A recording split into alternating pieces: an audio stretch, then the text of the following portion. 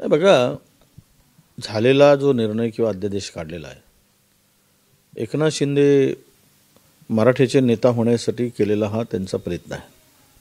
परंतु त्यांनी हा सगळा प्रयत्न करत असताना ओबीसीचं मात्र प्रचंड नुकसान करतो आहे हे ते विसरले कदाचित असावेत. या राज्यामध्ये ओबीसी हा मोठा वर्ग आहे आणि सरकारसुद्धा जे स्थापन झालं आहे ते ओबीसीच्या भरोश्यावर झालेलं आहे. तुम्ही बघाल तर भारतीय जनता पक्षाचा जनाधार कोण आहे? ओबीसी आहे मराठापेक्षा. आणि इतर पक्षामध्ये सुद्धा जो काही बेस आहे तो ओबीसी हाच बेस राहिलेला आहे. अशा स्थितीमध्ये ज्या पद्धतीनं हे प्रकरण हाताळलं गेलं आणि ओबीसीची पूर्ण ओबीसीला उद्ध्वस्तच करण्याचं काम झालेलं आहे. ओबीसीच्या आता भविष्यातील आरक्षणावर परमनंट लाखच लावण्याचं काम झालेलं आहे. त्यांना कुठल्याही सवलती भविष्यात मिळू शकणार नाही. कारण बळी तो कानपिळी. समृद्ध समाज हे नेहमी म्हणत असतो की म्हणजे डेअरी चालवणारा गरीब आहे आणि डेअरीतून दूध घेऊन विकणारा आहे तो श्रीमंत आहे, अशा सरकारचा समज झालेला आहे. म्हणजे डेअरी चालवणारा गरीब आणि डेअरीतला दूध विकणारा श्रीमंत. म्हणजे आम्ही दूध विकणारे आहोत आणि डेअरीचे मालक वेगळे आहेत. आणि त्या दूध विकणाऱ्याला मात्र श्रीमंतच्या लाईनीत किंवा आणायचं काम झालं. मला एक गोष्ट लक्षात आणून दिली पाहिजे की आत्ता जे निर्णय झाले त्यामध्ये व्हॅलिडिटीसाठी जे 11 गोष्टी होत्या, त्या 11 नियम होते आणि त्या तरतुदी होत्या, त्यात 29 तरतुदी केल्या गेल्या. म्हणजेच व्हॅलिडिटीचे नियम शिथिल केलेत. याचा फटका केवळ ओबीसीलाच बसणार आहे असं नव्हे, याचा फटका एससीला बसणार, एसटीला बसणार. कारण कोणतीही जात आता सहज कास्ट सर्टिफिकेट काढून व्हॅलिडिटी घेऊ शकेल. म्हणजे मूळ शेड्यूल कास्ट शेड्यूल ट्राईब जो आहे तो भविष्यात आरक्षणामध्ये अडचणीत येईल, त्याचा हक्क डावलला जाईल. ओबीसीचं तर डावलला जाणारच आहे. एकीकडे ही सरकारची भूमिका जर असेल की आम्ही धक्का लावणार नाही. धक्का काय लावायचा राहिला आहे? अंगावरचे सगळे कपडेच काढून घेण्याचा प्रकार झालेला आहे. म्हणून भुजबळ साहेब जे म्हणतात त्या भुजबळ साहेबांच्या म्हणण्याला आज निश्चित ओबीसी समाज का साथ देतो आहे? उद्याचं आंदोलन जर मोठा होत असेल तर सरकारने या संदर्भातला काय तो ठोस विचार करावा, स्पष्टीकरण द्यावं की आम्ही जे, आणि तुम्हाला देता आलं असतं मराठ्यांना आरक्षण, कोणाचाही राज्यातील लोकांचा विरोध नव्हता. तुम्ही का झुकलात आणि हे काही जे दिलात ते तरी टिकणार आहे का? हा भविष्यात न्यायालयाच्या लढाईमध्ये तो निर्णय होईलच. कारण अनेक जण न्यायालयात जाण्याची तयारी करत आहेत आणि त्यांची तयारी पूर्ण झालेली आहे. तो कितपत टिकेल माहीत नाही. पण आज तरी ही स्थिती दिसते की जे घेतलेले निर्णय आहेत त्या निर्णयातून ओबीसी समाज प्रचंड अस्वस्थ आहे. त्यांच्या मनामध्ये आता या सरकारच्या संदर्भात एक राग आणि चीड निर्माण होते आहे. याचा उद्रेक जर उद्या झाला तर या सरकारला मोठा फटका नक्कीच बसणार आहे आणि तो बसेल अशी एकूण परिस्थिती आहे. मी एवढंच सांगतो या निमित्तानं की मी 7 तारखेला उद्याला बैठक ओबीसी नेत्यांची बोलवली आहे नागपुरात, आपल्या मुंबईला. ओबीसी अनेक नेते माझ्या त्या बैठकीला उद्या येणार आहेत आणि मी त्यांच्याबरोबर चर्चा करणार आहे.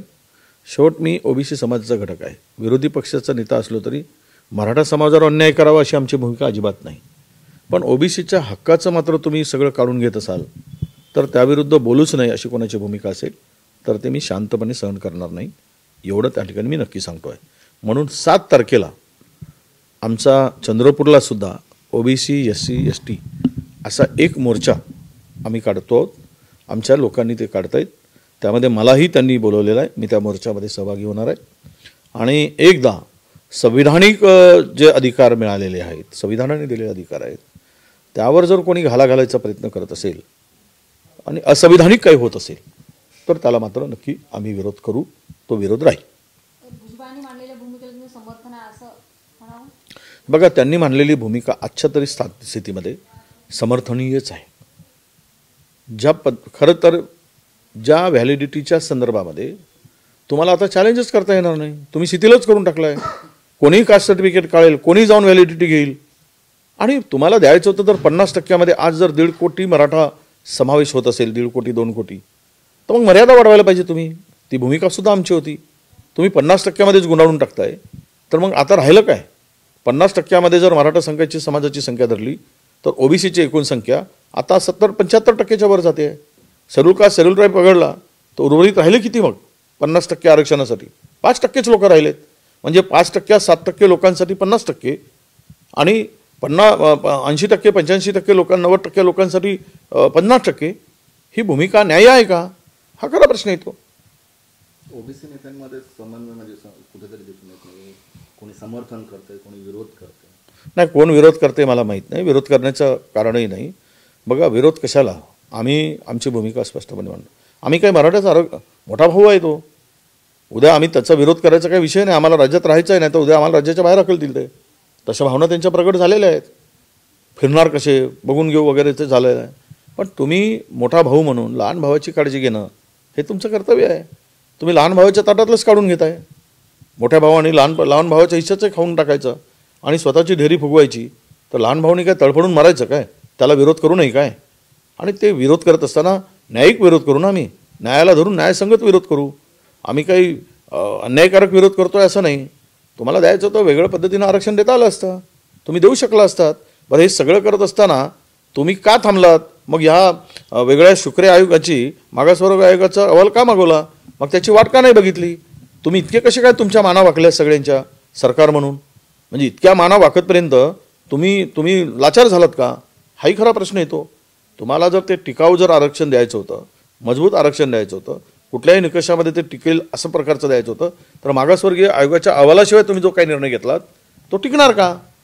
म्हणजेच तुम्ही लाचार झालात आणि लाचारीनं तुम्ही हे आरक्षण दिलात. ते देत असताना ओबीसीला मात्र तुम्ही उद्ध्वस्त केलात. हे या ठिकाणी मी नमूद करतो. रणजित सावरकरांनी एक पुस्तक प्रकाशित केलेलं आहे. आजच त्यात अनेक दावे केलेले आहेत. त्यापैकी एक म्हणजे की जी महात्मा गांधीवर जी गोळी लागलेली होती ती नाथुराम गोडसेच्या बंदुकीतली नव्हती, ती दुसऱ्या दिशेहून आलेली होती. आता हे मला माहीत नाही महात्मा गांधींजींचा खून कधी झाला, आता पुस्तक कधी येत आहे, ते नातू लिहित आहेत, मुलगा लिहिला असतं तर कदाचित माहीत असतं. सावरकरांना त्या काळात काही अन्यायकारक फाशी झाली काय, मग त्यावेळेस जी काही सजा झाली होती. आणि हे सगळे विषय मुद्दाम करून धार्मिक आणि इतिहास हे खळवळून टाकायचा आणि मूलभूत प्रश्नाला बगल द्यायची. या विषयाभोवतीच फिरवत राहायचं. महागाईचा विषय असेल, बेरोजगारीचा विषय असेल किंवा इतर देशाच्या अत्यंत महत्त्वाचे विषय आहेत. चीन आपल्या देशामध्ये घुसतो आहे, 120 किलोमीटर चीननी अतिक्रमण केलेलं आहे, त्यावर त्या चर्चा होणं बाकी असताना, महिलांवरचे अत्याचार वाढलेत देशामध्ये, त्यावर चर्चा होणे अपेक्षित असताना या सगळ्या चर्चांना बगल देऊन केवळ इतिहासाच्या मध्ये घालवायचं आणि मग कॉन्ट्रोवर्सी तयार करायची, त्यामध्ये गुरफळून ठेवायचं आणि लोकांचं लक्ष भटकत ठेवायचं, हा त्यामागचा उद्देश दिसतो आहे. आता त्यावेळचे पुरावे आणि ती परिस्थिती सगळी, मला तर माझा तेवढा अभ्यास नाही की, आणि माझ्याकडे काही ते पुस्तकं मी वाचलं नाही, पण उद्या काही ते इतिहासाला तोडमोड करायची असेल तर आज गोळी लागली नाही म्हणतील, उद्या महात्मा गांधींनी खूनच केला म्हणतील, उद्या काही पण त्याचा अर्थ काढतील, कुठल्याही दिशेनं ते बोलतील, याला तथ्य नाही. आणि ह्या विषय नथुराम गोडसेचा विषय किंवा महात्मा गांधींचा विषय आता पुस्तकं अनेक आले आहेत, त्याच्यावर खूप लिखाण झालेलं आहे, जजमेंट आहेत आणि सगळ्या गोष्टीचा पुरावा त्यावेळेचा होता आणि म्हणूनच त्यावेळेस सजा झाली होती. बरं, ते मग त्यानंतर मग इतके वर्ष फाळणीमुळे किंवा फाळणीला कारणीभूत महात्मा गांधी म्हणून नथुराम गोडसेंनी खून केला असं म्हणत होते. तर नथुराम गोडसेंनी 4दा प्रयत्न गांधीजींचा खुनाचा प्रयत्न केला, हा सुद्धा इतिहास आहे, हे सुद्धा लिहिलेलं आहे. मग ते कशासाठी केलं गेलं? त्यावेळेस तर फाळणीचा विषय पण नव्हता.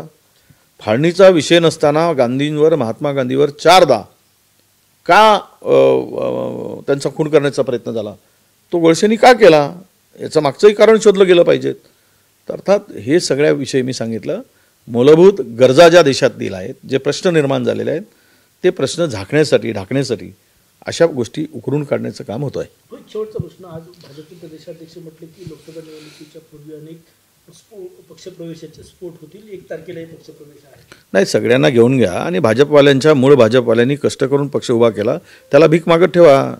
त्यांना आम्ही नवीन नदीघाट बांधून देतो, धुणेघाट, त्याच्यावर यांना कपडे धुवायला पाठवा. म्हणजे आता इथेही बांधून टाकू, तिकडे कोराडीला पण एक नदीघाट बांधू आणि तुमच्या इकडे आपला कोणता तलाव आहे अंबाझरीला पण 4-5 बांधून देऊ.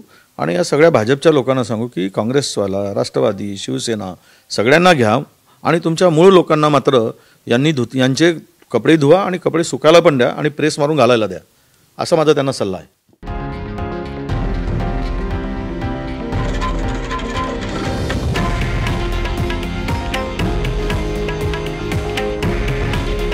हे आहे देशातील नंबर 1 न्यूज नेटवर्क आणि आपण पाहत आहात TV9 मराठी. काळजी तुमची, हित महाराष्ट्राचं.